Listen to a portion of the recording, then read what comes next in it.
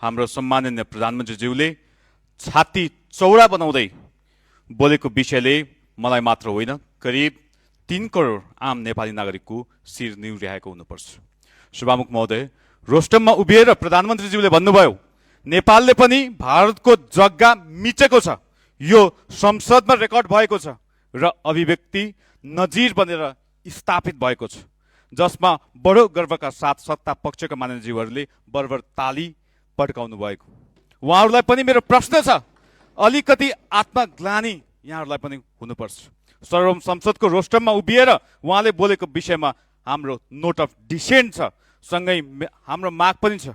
फेरि उहाँ यही सर्वोच्च सम्पन्न संसदको रोस्टममा उभिनुपर्छ। नेपालले कहाँ कहाँ भारतको जग्गा मिच्यो, एक इन्चको हिसाब हामीलाई दिनुपर्छ। सभामुख महोदय, हामीलाई हिसाब चाहिन्छ। यो राष्ट्रिय स्वाभिमानको विषय, राष्ट्रिय सुरक्षाको विषय हो। भोलि भारतले हाम्रो जग्गा फिर्ता चाहिन्छ भन्यो भने हामीले कुन जग्गा फिर्ता दिने?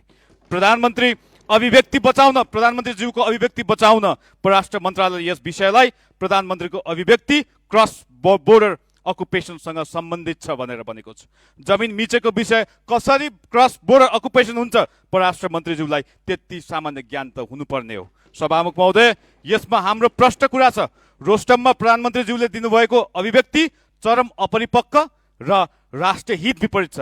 यसले भारतसँग हामीले सीमा विवादको विषयमा तथ्य प्रमाण सहित हाम्रो भन्दै आएको दाबीलाई पनि कमजोर बनाउँछ।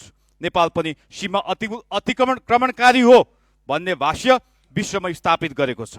सस्तो लोकप्रियता, सदनको गरिमा र बिना कुनै तथ्य प्रमाणमा यस्ता आत्मघाती अभिव्यक्ति दिएर प्रधानमन्त्रीज्यूले के पुष्टि गर्न खोज्दै हुनुहुन्छ? सभामुख महोदय, के स्वार्थ पूरा गर्न खोज्दै हुनुहुन्छ?